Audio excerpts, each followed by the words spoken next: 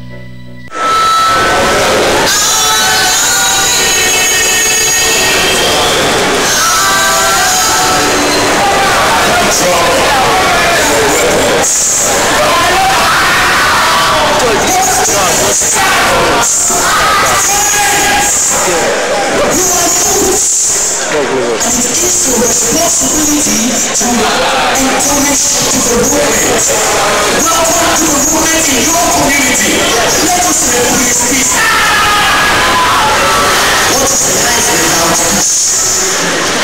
And you want to say when the last opportunity of our boats to come?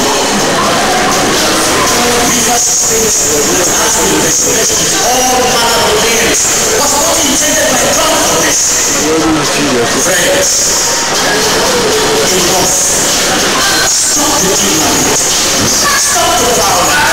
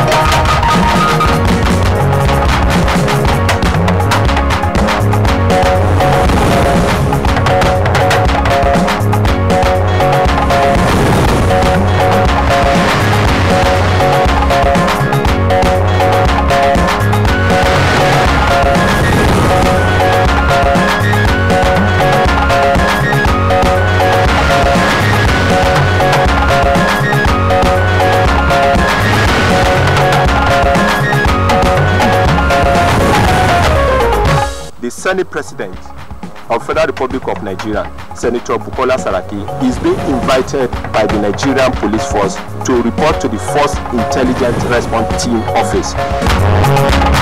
Nigerian Police Force parades 15 suspects linked to vicious bank robbery and killings in Ofakwa State.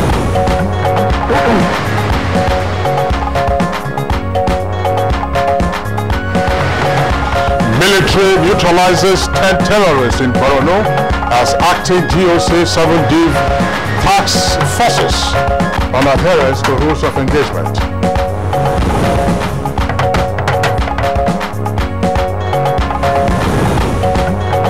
Delegates to the 61st meeting of the United Nations World Tourism Organization Commission for Africa Conference in Abuja assured of security and hospitality.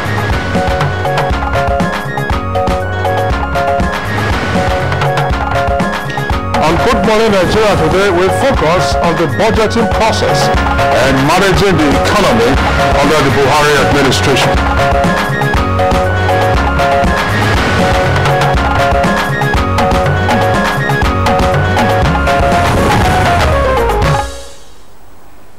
Since 2015, the Buhari administration has been working towards fulfilling its campaign promises, particularly on that which relates to reviving the economy and putting it on the path of growth.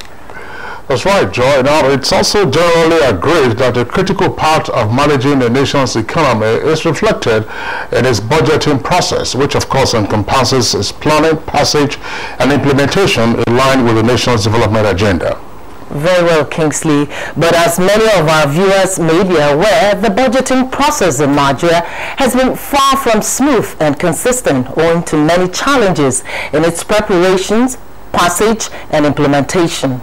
And that's exactly one of the areas where the Buhari administration has been working on reversing from the practices of the past. So if you recall, Joy, one of the first decisions was to attempt the process, if you like, of a zero-based budgeting system. Now, this methodology is to help ensure a more optimal utilization of government resources on projects, enhance the level of accountability, and facilitate monitoring as well as evaluation of capital projects. Now, while the executive branch has been working to ensure the return of the January to December budgetary cycle, the desire is yet to be realized as, of course, the executive branch continues to engage the legislature. The 2018 appropriation bill was only recently passed after nearly 6 months after it was submitted to the National Assembly by the President. Now, one of the issues that the Buhari administration has remained consistent about is the appropriate allocation and application of resources to critical sectors of the economy, such as infrastructure, agriculture, security, among others. Most certainly, Joy, and as all of this is tied up together with the implementation of the Economic Recovery and Growth Plan of the government, which was introduced in 2017 as a response to the economic recession. Now, it has a mandate, of course, to restore economic growth, build a globally competitive economy, encourage diversification, and create jobs. So this morning we shall look at the whole gamut of budgeting and economic management as we examine the macroeconomic indicators and related areas in our continuation of the sectoral evaluation of the Buhari administration in 3 years.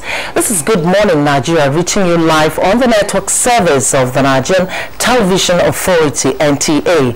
I am Joy Usiago. Thank you for staying with us. And I'm Kingsley Osalolo. I also welcome you to this edition of the program, in the course of which we have our regular companion segments, and those will include newspaper review, business, sports, foreign, and entertainment. Right now, we are taking the morning news highlights with our other colleague, Claire Adelabu Abdurazak. Good morning, Claire. Hello, Kingsley and Joy. Hope you have both had a good weekend. Here's the morning news. Information and Culture Minister Lai Mohammed says the President Muhammadu Buhari-led administration is determined to put in place the desired amenities that will attract investment into the country. The minister said this at a media briefing ahead of the 61st UN-WTO CAF meeting in Abuja. 4 years ago, hosting this event in Abuja would have been a pipe dream, considering the level of insecurity. Remember that Boko Haram carried out many deadly attacks in this capital city about 4 years ago. All that is now history. Nigeria is safe and secure for its citizens and foreigners, tourists and investors. And Nigeria's efforts at checking illegal trade in endangered species have been commended by the Secretariat of the Convention on Endangered Species of Wild Flora and Fauna in Geneva. Representatives from the Secretariat were led by the Minister of State for Environment, Ibrahim Usman Jibril, to inspect Nigeria's facilities and procedures for checking illicit trade. There is the need for collaboration globally.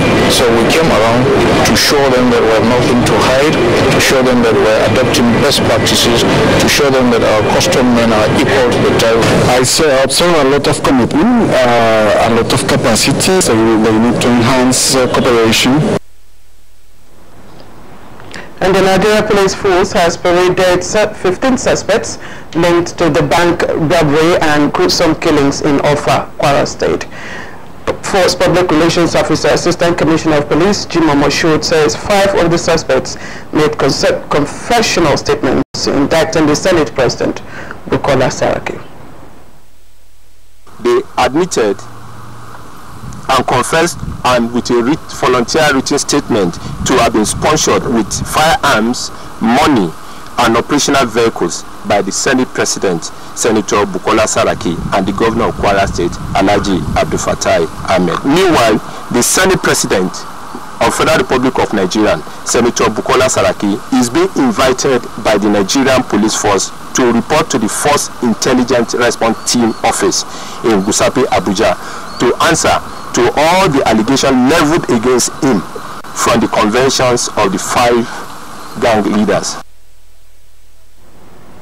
In the meantime, troops of 153 Task Force Battalion and the Cameroonian Defense Forces deployed in Operation Lafia Dole have killed 10 Boko Haram terrorists at Ngala local government area of Borno State. Now, the troops encountered the insurgents while on a clearance patrol along Konga area and were overpowered by the troops in a fierce shootout, killing 10 of the insurgents and recovered 2 AK-47 rifles from them. Other items recovered from the insurgents include 1 Boko Haram flag, a set of bow and arrows, 2 mobile handsets, and 1 Cameroonian international passport. In separate clearance operation, troops of each 2 Task Force Battalion of Operation Lafia Dole in a night attack routed fleeing elements of Boko Haram insurgents at Ngoshe Goza local government area. Deputy Director Public Relations Theatre Command Operation Lafia Dole, Colonel Onyema Nwachukwu, in a statement said in another encounter, troops of 27 Task Force Battalion of Operation Lafia Dole successfully conducted a raid operation in the Rodin Forest in Gidam local government area of Yobe, where the troops recovered over 2 million naira among other recoveries. And wife of the President, Aisha Muhammad Buhari, has a piece of advice for women politicians aspiring for positions. State House correspondent Jide Nufade reports that this was during breaking of fast with a cross-section of women leaders in Abuja. We want women representation to start from the grassroots because the orientation or potential to develop his morale is start from home. So we are narrowing it down to the grassroots. So my request is that we do not waste this time, we do not waste these opportunities, and every time we are called upon, let us work for the good of all. If you look at the rate of our children now, how they are involved in this drug habit, is on the increase. And it is the work of the women. We have a lot of work to do on our children. And that's the early morning news. There'll be more at 10. In the meantime, don't go away. Kingsley and Joy will be back for Good Morning Nigeria. Unemployment, notably youth unemployment, features strongly in our party's manifesto. We intend to attack the problem broadly through revival of agriculture.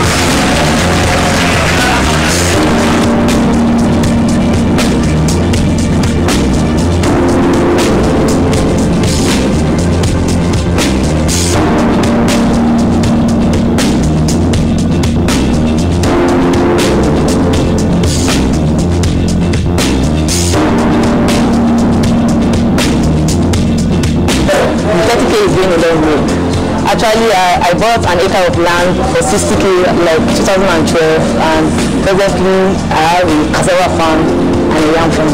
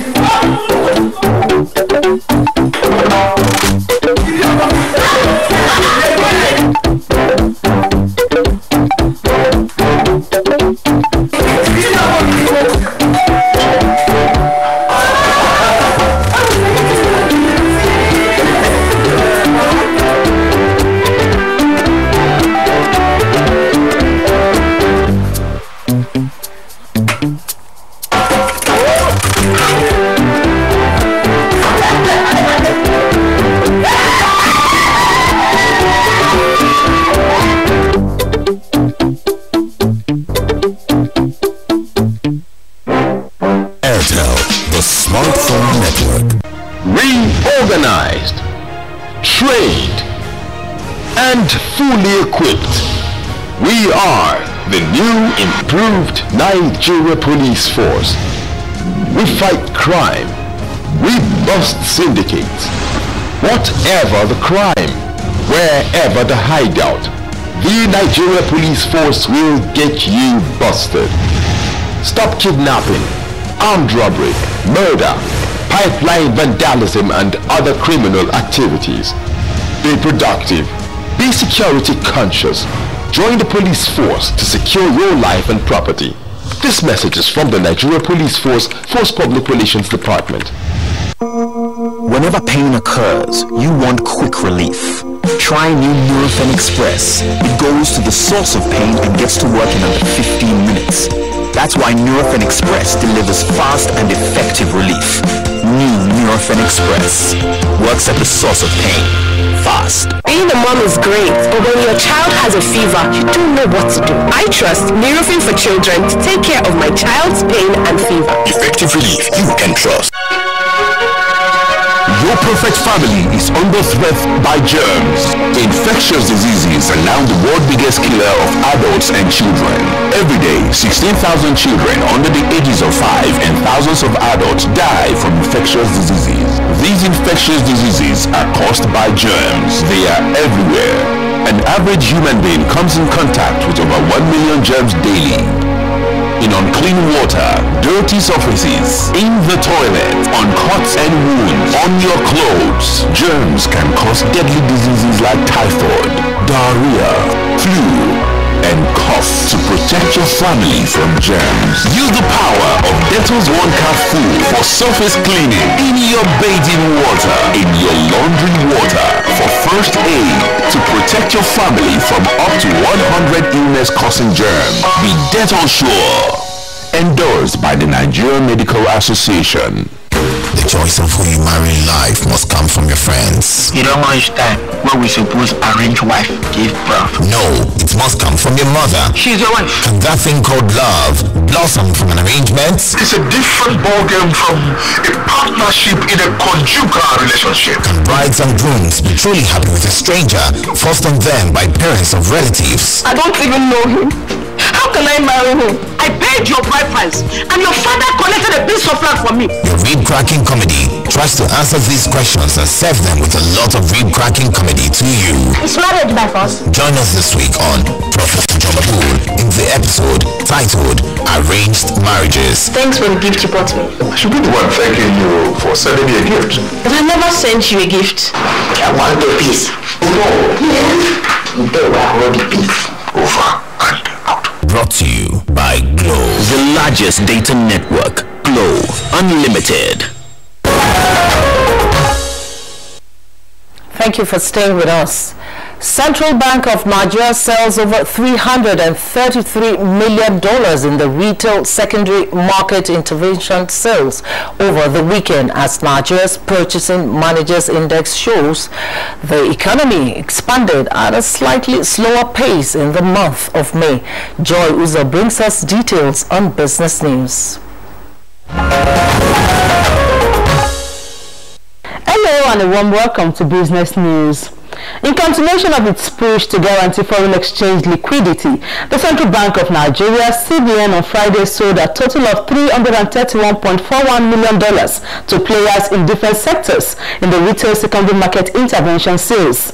Friday's sale of the greenback by the CBN came closely on the heels of its intervention in the wholesale segment of the market on Wednesday, May 30, when it pumped the sum of $210 million into the interbank forex markets. Confirming the releases, the bank's acting director corporate communications, Isaac Okarafo, said companies in the agricultural, airlines, petroleum products and raw materials and machinery sectors were the beneficiaries of the intervention. Okarafo explained that the CBN continued to make interventions in the forex market in order to guide against illiquidity and checkmate actions of speculators that could mount pressure on the country's reserves. Reiterating the assurance of the CBN Governor Godwin Emefiele, he said the bank was buoyant enough to meet the foreign exchange requests of various customers cut across the different segments of the market. Meanwhile, the Naira on Friday exchanged at an average of 361 Naira to a dollar in the BDC segment of the market across major cities in the country. Meanwhile, the economy expanded at a slightly slower pace across both manufacturing and non-manufacturing ring sectors. Manufacturing PMI fell from 56.9 to 56.5 as production and employment levels quickened, but new orders and inventories decelerated. Data released by the Central Bank of Nigeria, CBN, on the country's Purchasing Managers Index, PMI, for the month of May shows. It also indicates likewise that non-manufacturing PMI declined from 57.5 to 57.3 as employment levels expanded faster and growth slowed in the other three components. And here is a graphic representation of Friday's closing figures from the Nigerian Stock Exchange.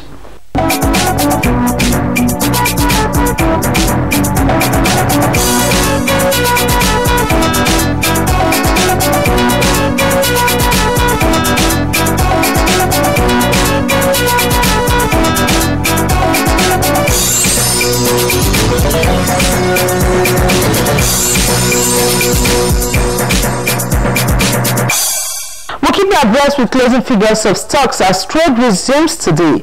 And on that note, we'll wrap it up on business news. Many thanks for watching. I am Joy Uzo. Thank you very much, Joy Uzo, for the business package. Next for us now, we go to the front pages of today's newspapers to review the headlines.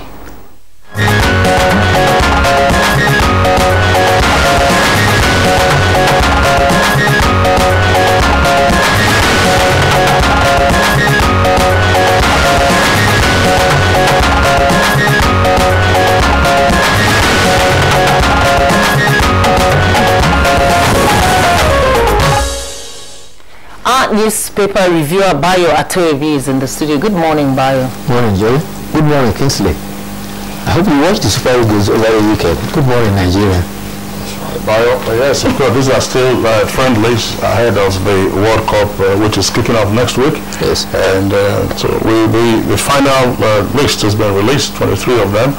We have that list on the front page of the Independent newspaper. So the goalkeepers, the defenders, the midfielders, and the forwards. So we'll see how it goes. We have another friendly match on Wednesday. Yeah, that will be in Austria. We wish them well. We'll see how it goes. Other national teams are also having their friendlies. That's for soccer, of course. The French Open is still on. Yes. This is the second week of it. There is a mouth-watering encounter later today. Maria Sharapova taking on the Queen of the Courts, Serena Williams. All right, now let's back to the more serious stories on the front pages of the papers. The story that is common to all the front pages of the papers, either as lead story, otherwise has to do with Saraki and his allegation against him with regard to the offer robbery that took place in Kwara State in April. Let's begin with the Daily Independent newspaper. The Independent has it with the kicker, offer robbery. I'll honor police invitation. That's according to Saraki, with 3 riders as police accuse him and Governor Ahmed of sponsoring robbers. And arrest Kwara Chief of Staff. That's police arrest Kwara Chief of Staff. Governor rejects police indictment and DSS withdraws operatives from Saraki, Dogara, Ekweremadu, and Lasso That story is on page 6. And then you can also see the photograph on the front page there, with the photo also inset of some of the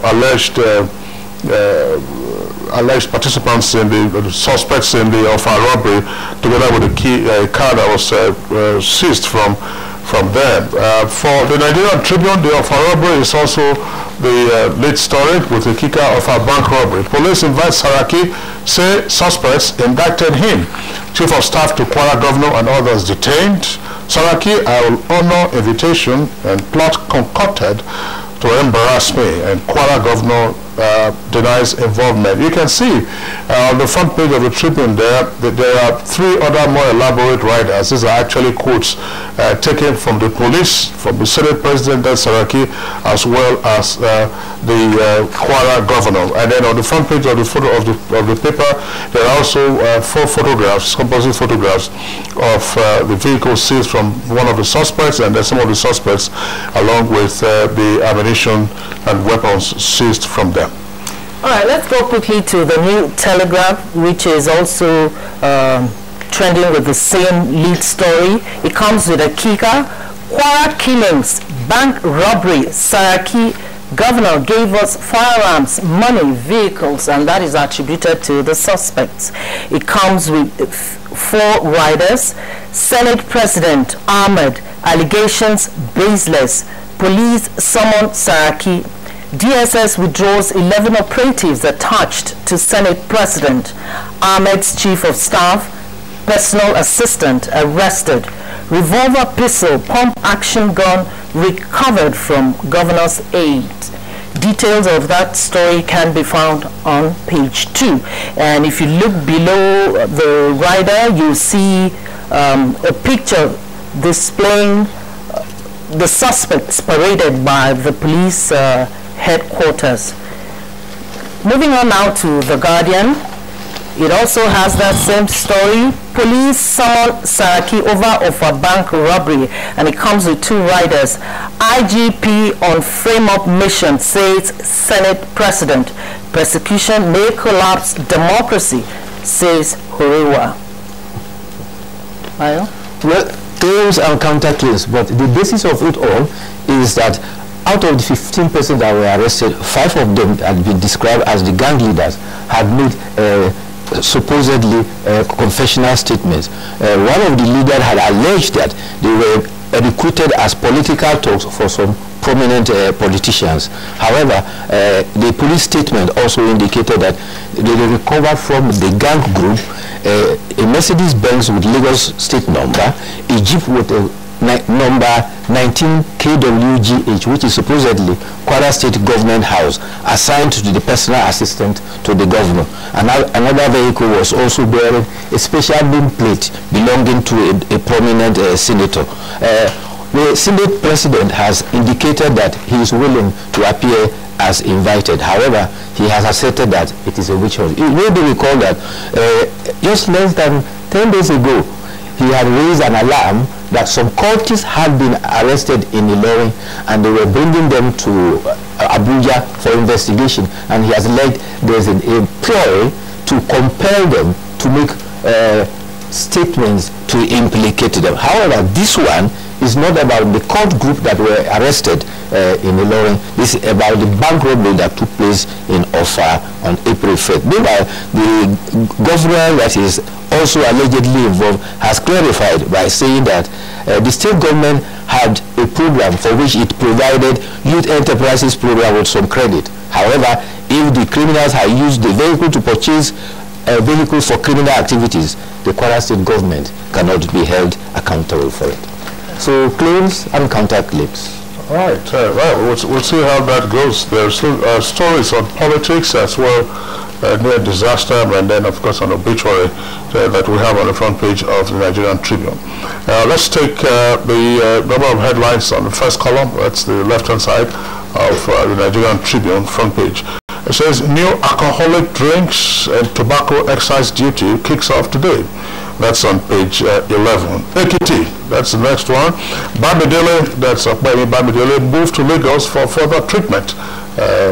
He was a victim of an accidental discharge at Ado Ekiti about the weekend. Bamidele moved to Lagos for further treatment, page 36. Alakorin, 80, slumps and dies during church service. It's the former president of ICANN, that's Institute of Chartered Accountants of Nigeria. Details of that story can be found on page 6. No card reader, no election in 2019. That's according to INEC. And to the New Telegraph, just a little bit above the nameplate is this story which says, Airports concession international airlines to raise fares. And there's a rider there which says IATA, that is the International Air Transport Association, charges are higher for privatized airports. And then a little bit below the nameplate, a couple of stories. 2019 will not rely on money to win. PDP replies Buhari. You can see details of that story on page 5. And the next one, new excise duty rates for tobacco, alcohol, beverages take effect. Details on page 4. Fire me, APC trade words over shooting. That story is also on page 4. And eminent jurist Mustafa Akombi dies buried in Ilorin on page 7. And below the picture story is this story. Headsman killed 6 children, 19 others in Benue. Kidnapped pregnant woman, 6 murdered in Cold War. 50 houses razed. Details on page 8. Yes, indeed, our hearts must go out to 2 prominent Nigerians we lost over the weekend. Olako, former president of the Chartered Accountants of Nigeria. In fact, she is the first woman Chartered Accountant of Nigeria. She died at age 80. Also, jurist Justice Muhammad Mustafa Adebayo died at age 85 on Sunday morning, and he has since been buried. He was buried about 2:30 in Ilorin yesterday. Justice Akabi's death has been described as a shock. Governor Abdul Fattah Ahmed described the death as shocking. He said Kwara and Nigeria has lost a rare gem, a philanthropist and a revivalist. He described his years at the bench as incorruptible. President Muhammadu Buhari has said his greatest asset in life was his enviable integrity and incorruptibility. In a country where corruption is a privilege as well as fashionable, Justice Akabi stood remarkably high above all suspicion. His integrity is unimpeccable. Former President Olusegun Obasanjo, in the simple tribute, said, "A paragon of rectitude is gone." That's right. Late Justice Akombi was at some point in his career president of the Court of Appeal. Yes. And of course, he was also the chairman of ICPC, that's Independent Corrupt Practices Commission. Let's return to the Daily Independent. Stories on politics there. Daily Independent, above the nameplate, you have the following headlines: Why APC shifted convention to June 23rd? With the rider, we have to keep our house in order. That's according to Prince Tony Momo. Now, below that is another headline: Igbo APC united against Okorocha, says Oyebu. That's on page 7. And below the second lead story, below the photograph on the front page, is also the lead story. The second lead story, it says, Herdsmen kill 7 in Benue, abduct pregnant woman, injure 6. 3 soldiers still missing from Logo attacks. And Bayo, with some response here to the question you asked earlier. Super Eagles not ready for World Cup, and that's according to Raw, who is the coach of the Super Eagles. He said this. Details can be found on page 40 after the friendly against England. We had better be ready. We have less than 12 days to the World Cup. Right. And for more stories from The Guardian, take a look at the picture story there. It shows the Chief Imam of Ilorin, Alhaji Muhammad Bashir, Kwara State Governor Abdul Fattah, and other Muslim faithful observing Janazah prayer for the remains of former President Court of Appeal and Pioneer Chairman Independent Corrupt Practices and Other Related Offences Commission, late Justice Mustafa Akombi, at his residence in Ilorin yesterday. And beside the picture story are these titles: Buhari, Ahmed, others mourn Pioneer ICPC Chairman. AMCON plans maim and shame for politically exposed debtors. And resident structures in grave danger as tankers trucks defy Lagos government's military orders to quit bridge. And then, let's go quickly to the editorial before you take on some of these stories.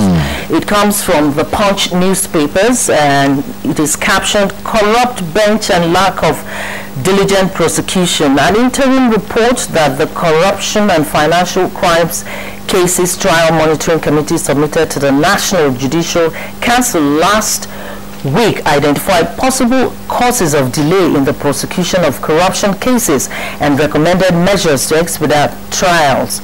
A broad spectrum of administrative, prosecutorial and ethical concerns was scrutinized. In fact, there is enough blame to go around.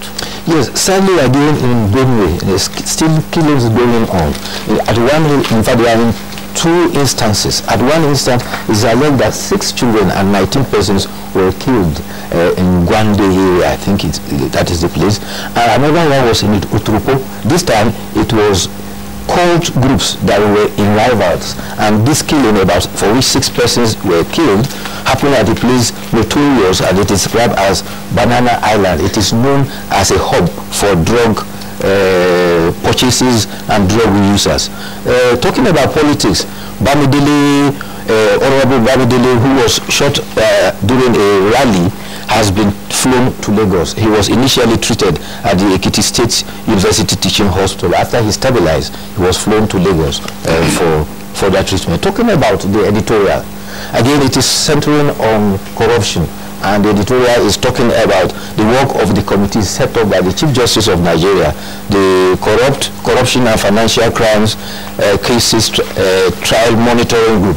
They had one acronym, COTRIMCO, and we were referring to the findings of the committee that was submitted to the NGC. And the issues that were pointed out include collusion between prosecution and the defense to delay the course of justice. There's also what was described as determining the already outcome of cases. But indication was given that inadequate funding is one of the challenges of the corrupt agencies, while lack of experienced prosecutors, which eventually lead to bad prosecution or non-diligent prosecution, for which many cases are lost, is one of the factors. So the editorial is recommending that these inadequacies that have been identified should be rectified immediately if the war against corruption is to be won. Thank you very much, Bayo, for joining us this morning. We'll take a short break now. When we return, we'll focus on budget process and economic development under President Muhammadu Buhari in the last 3 years. Stay with us.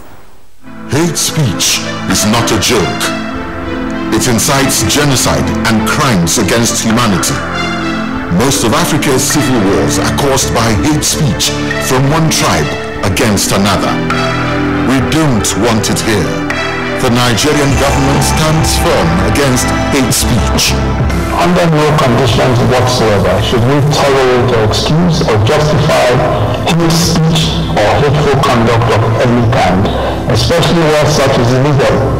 There is no doubt that the resurgent push for separatism, as well as the rising cases of ethnic and religious disharmony, are all traceable to the growing phenomenon of hate speech. One nation bound in freedom, peace and unity. Nigeria, one nation, one people. This is a public service announcement brought to you by NTA. Dettol team is visiting schools to teach children how to protect themselves from diseases. Do you know how we get illnesses like diarrhea, cough, and cold? They are spread through germs which are everywhere. You collect germs that cause diseases. You pick up germs from any surface, like when you don't wash your hands after going to the toilet, while playing. And then you can get sick because of germs. That's why you need to fight germs to stay healthy by washing your hands and taking your bath with Dettol soap to protect from up to 100 illness-causing germs. Wash your hands. What you have to do is bath yourself. Dettol soap every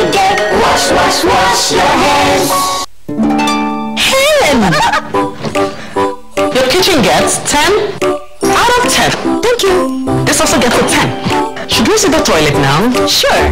This gets just 1. It is clean, but not perfect 10. Better than my detergent and bleach? Impossible. Challenge? Try the new Apic 10X. Compared to bleach and detergent, Apic's thicker formulation removes yellow stains times better, giving you a sparkling clean toilet. Wow! Now you also take that Apic 10X challenge. Also available in 200 ml pack. Ladies and gentlemen, please welcome the daring and invincible Louis the Mosquito. Responsible for 200 malaria cases all on its own. Is there anything that can kill Louis? Morphine! Presenting Mortis for God. Its powerful formula kills malaria mosquitoes fast. So, get Mortis the Power Guard. Sore throats, it's often caused by bacteria and viruses. Feels like you're having a party. You need Strepsils. It soothes the pain, plus it fights the germs with 2 germ-killing actives. Double power in 1 lozenge. Bye-bye sore throat. Take Strepsils.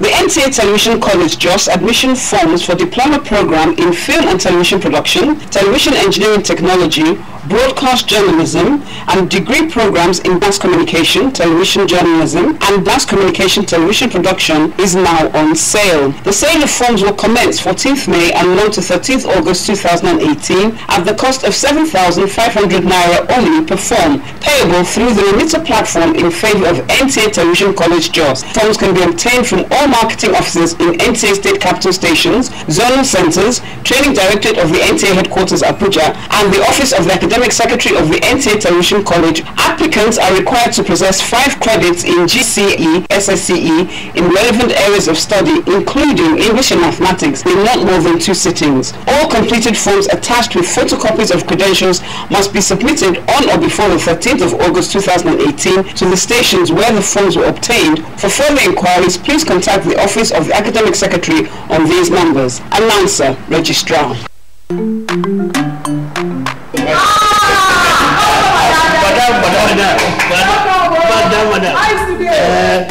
Brought us as usual. As usual. You're welcome, sir. As usual. We take that one. You don't understand? We want Nigeria homegrown life. Finish. You don't. Join the rice revolution today. No other rice that tastes like Nigerian rice. Are you sorry? That's the Nigerian rice you're talking about. Chocolate made in Nigerian rice. Healthy food. I'm going to bring Mrs. Nobuena to their Nobu to come to chocolate rice of made in Nigeria here. And see how we can make. Correct. How they cook it. Correct. Homegrown rice are good for your health. It boosts our economy and gives employment to our people. This message is brought to you by the Federal Ministry of Information and Culture. Alright, we're welcome back. But if you just joined us, it's Good Morning Nigeria. We are reaching you live as always on the network service of the Nigerian Television Authority. Now, to kickstart our conversation on the budgeting process and national economic development under the Buhari administration, we joined our correspondent now, Timothy Yusuf, for this background. Upon coming to office on the 29th of May 2015, the Buhari administration was confronted with dwindling oil revenues, weak economy, growing unemployment and poverty. In addition, the nation's budget continued to grow along the lines of recurrent expenditure, with little channeled towards capital projects that is necessary for stimulating production. This meant that things had to be done differently in line with the change mantra of the administration. To this end, budget planning under the Buhari administration adopted a new approach called zero budgeting, which targets priority spending and ensuring greater transparency. Early sending of the budget to the National Assembly was intended to ensure speedy passage, which will restore the January to December budget cycle. The government also commenced the total implementation of the Treasury Single Account TSA, helping to avoid the under-declaration of revenues by ministries, departments and agencies of the federal government, and removing a very large window that hitherto created opportunity for corruption. To address the economic recession that hit the economy in 2016, the Buhari administration came up with the Economic Recovery and Growth Plan, ERGP, which sought to create a template for exiting the recession and also restoring the economy to the path of growth. The government also came up with plans aimed at diversifying the economy by developing key sectors and improving the nation's infrastructure necessary for industrialization and job creation. Macroeconomic policies were also introduced to improve the business environment and attract both foreign and domestic investments. Although the economy is not where it ought to be, the Buhari administration has moved it much more far away from where it was when it came into power, and today experts believe that the foundation for growth has been laid. What is the state of the Nigerian budgeting process, and how has that impacted on the management of the economy? This and more is what Kids on Good Morning Nigeria are set to discuss. Right here with us in the Abuja studios, we would like to welcome Hajia Zainab Ahmed. She's the Minister of State, Budget and National Planning. Hajia Zainab, pleasure to have you on Good Morning Nigeria. Good morning. Thank you for having me. All right. Also here with us on the Good Morning Nigeria is a familiar face on the program, Professor Uche Uwaleke. He's head of the Department of Business and Finance at Nasarawa State University in nearby Kefi. Professor Uwaleke, pleasure to have you on Good Morning Nigeria again. Thanks for inviting me. All right, Joy. Also in our Kaduna studio, we have Muhammad Sani Dattijo. He is the Commissioner for Budget and Planning, Kaduna State. Thanks for joining us on Good Morning Nigeria.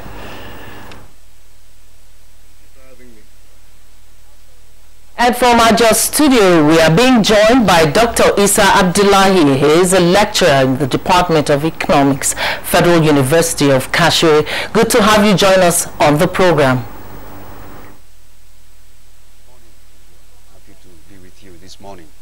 All right, thank you very much. We hope we will get another guest to join us later in the course of the conversation once we establish the links with one of our other network centers. Let's begin with the Honorable Minister of State for Budget and National Planning. Tell us something about what the budgeting process has been under the Buhari administration since 2015. What has been the process? Earlier we heard about the likely introduction of the zero budgeting system, but later on it seemed to have been dropped. What exactly is the budgeting process, and why are we not seeing a recourse to the January to December budgetary cycle? Well, the mandate we had as the Ministry of Budget and National Planning was to link our national plans with budgets.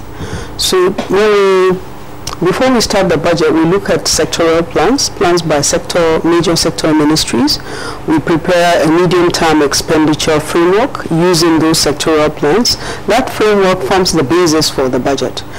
When we came in 2015, the administration had already decided that we were going to be using the zero-based budgeting process. We call it ZBB for short.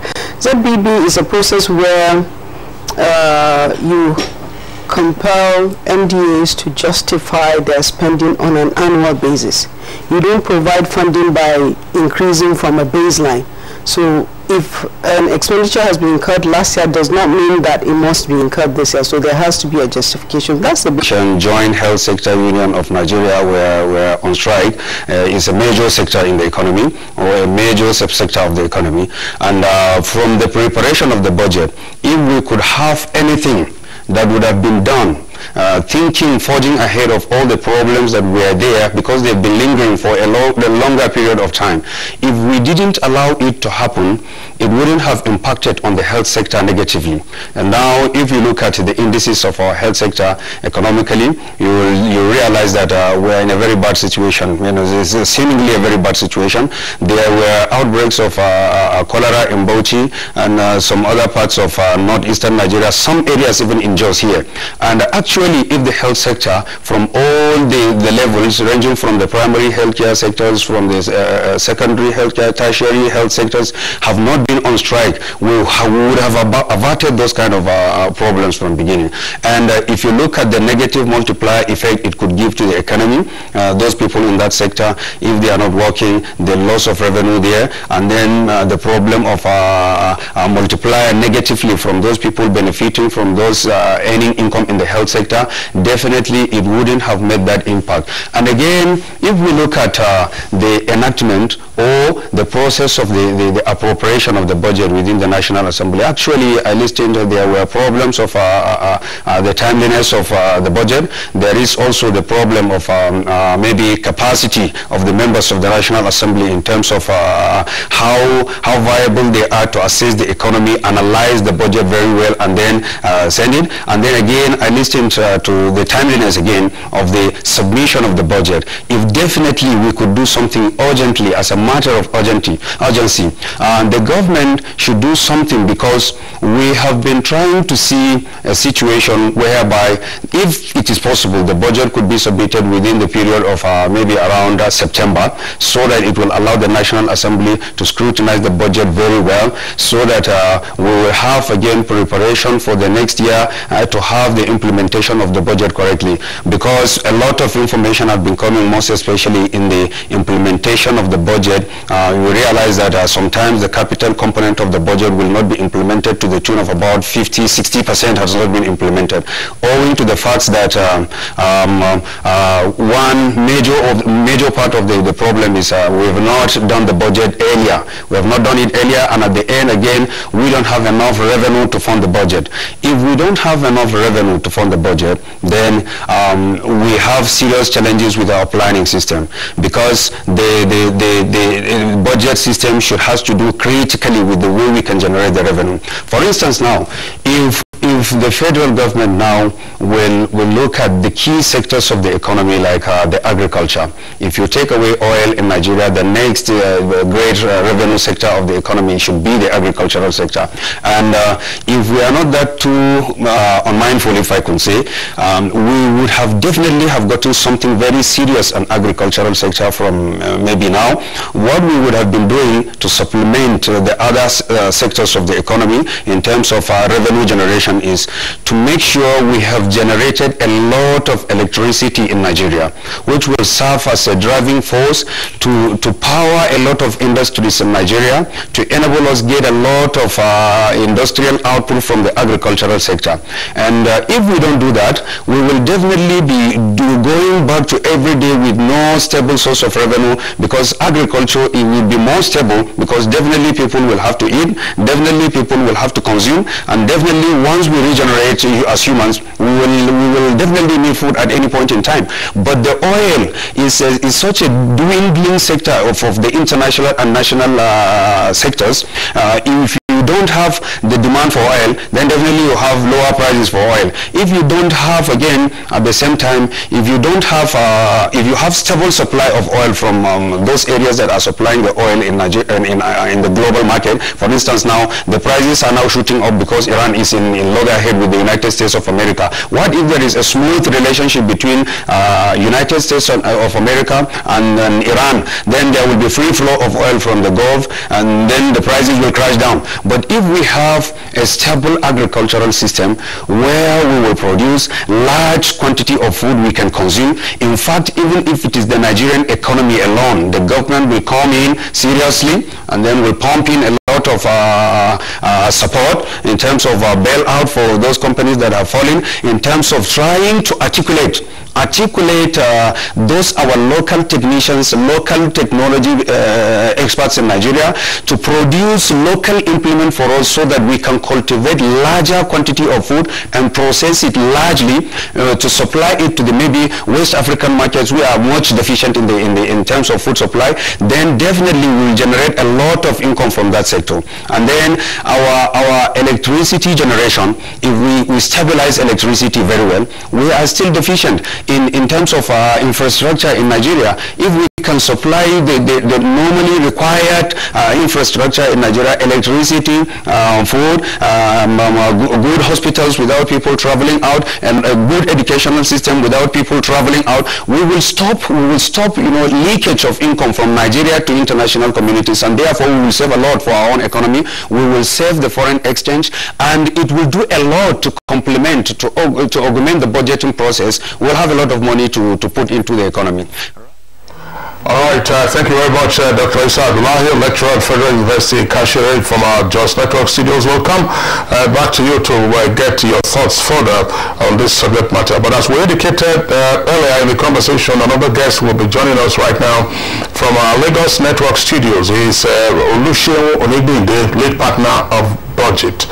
The business, of course, is to focus on the budget. Mr. Onigbinde, pleasure to have you join us on Good Morning Nigeria. And then quite straight away, let's move on. Let's have your thoughts, on what we have seen with regard to the federal budgeting process, and in particular the linkage or whatever it is, if there's any dissonance with the subnational level, other than the Kaduna example, which I hope you had the benefit of listening to when the commissioner was speaking to us from our Kaduna Network Studios. The government says, look, this is what we are striving to do in terms of increasing our GDP and getting all that positive numbers.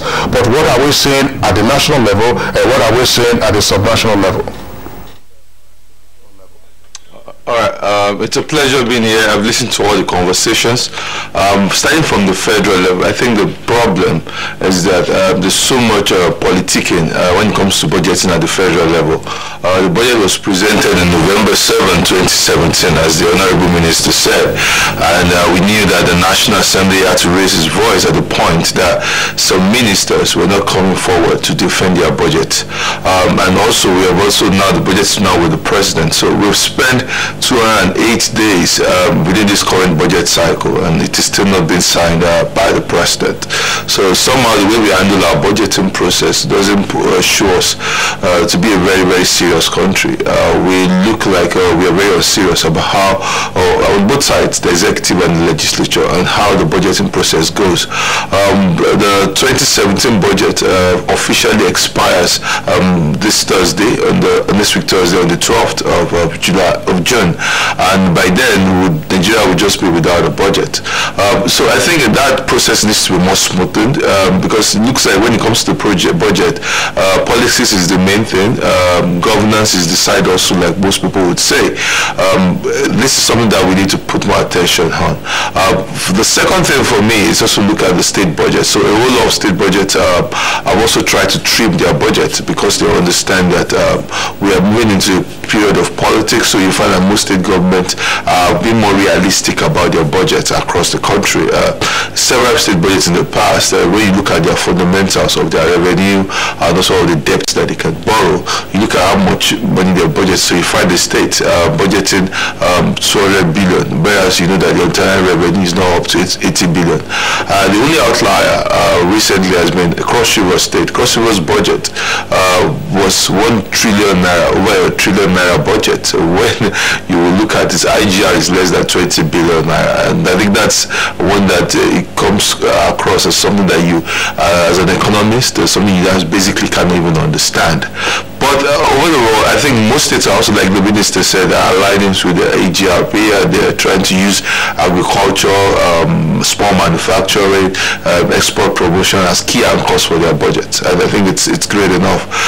But what you find at the state level is that there's more synergy. Maybe it's because the scale is small, maybe because the interests are few, but you find that now 70 or 75% of the state governments right now had their budget passed early on, and they are getting in the cycle already, unlike the federal government. That looks like there's always a long lag in this.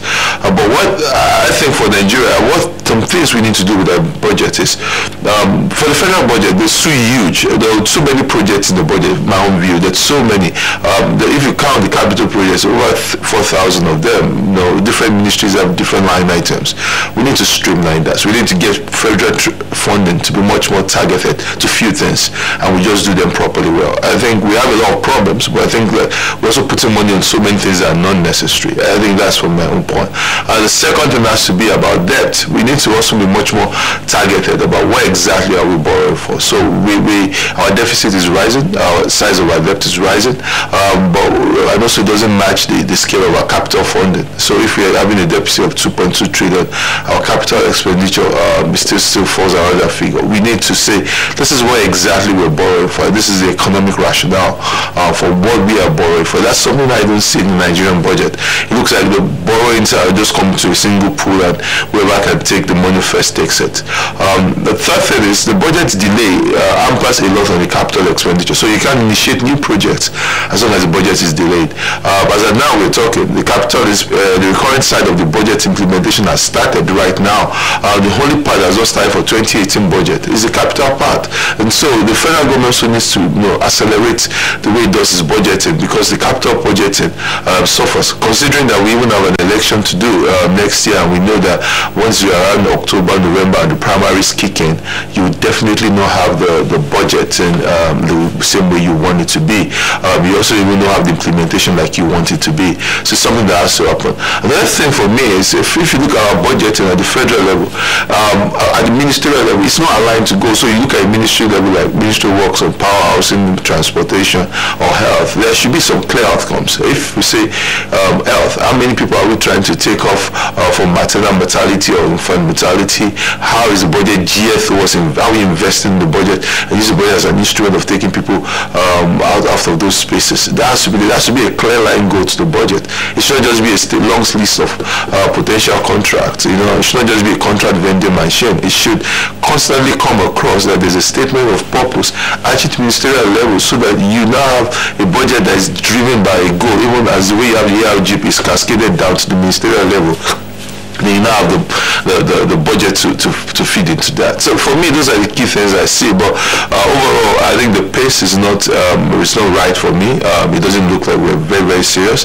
I also just think that state governments are getting much more better. But the problem with states is just transparency. Out of 36 states in Nigeria, you only have 12 states that have made their budgets public. And I think that's a problem. There is no law in the country that compels a state to make its budget public.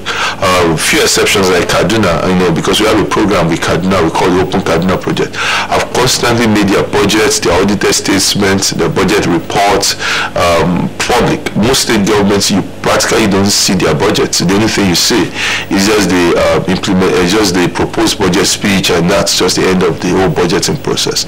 There needs to be much more transparency, and the federal government can help out incentivize this. There has to be a way we can also make this a constitutional provision, and the same way we made it not too young to run. So I feel those are the key issues you find in the Nigerian budget as the way we go forward. Very much, Olusegun Onyegbide in our Lagos Center. We'll come back to you in the course of our conversation. Let's take a short break now. When we return, we'll get you a few of the tweets from our online viewers and continue the conversation. Stay with us. It's still Good Morning Nigeria on NTA. The value pack.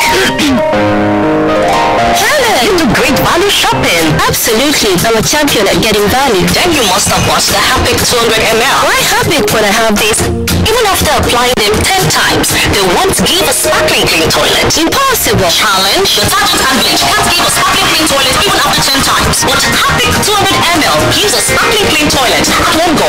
Wow! Happy 200 ml. Real deal. Now only 200 naira. Whenever pain occurs, you want quick relief. Try new Nurofen Express. It goes to the source of pain and gets to work in under 15 minutes.